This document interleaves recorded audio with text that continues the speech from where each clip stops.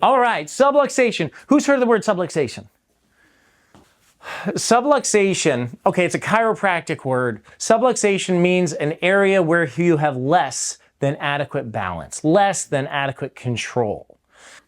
When your safety pin is complete, we have health. When it is incomplete, that's when it opens the door to disease. That's what a chiropractor calls subluxation. Next slide, Amy.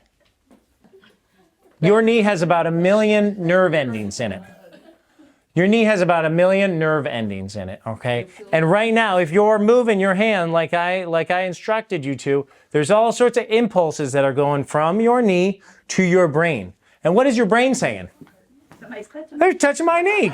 Yeah. That's the message. And then your brain sends a message back to your knee telling you what kind of tension, what kind of alignment to have.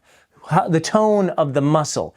Should it be turned this way, turned that way? Should it be twisted? All the control that your brain exerts is the message that goes on it. And we want that cycle to be complete. And when we have that, that's when we have health, when we have resilience, when we have balance.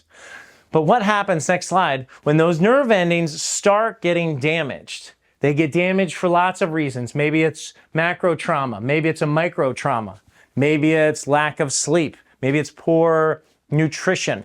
Maybe it's poor blood flow. There's lots of reasons why it might happen, but over time, these nerve endings become less and less active. So instead of 1 million nerve endings, we've got 800,000 nerve endings. So then the impulses go from your brain, from your knee to your brain, and your brain just doesn't have a full picture of what's going on. It has a partial picture of what's going on. And so then it's going to exert control, but it doesn't know what's going on. So it leads to imbalance.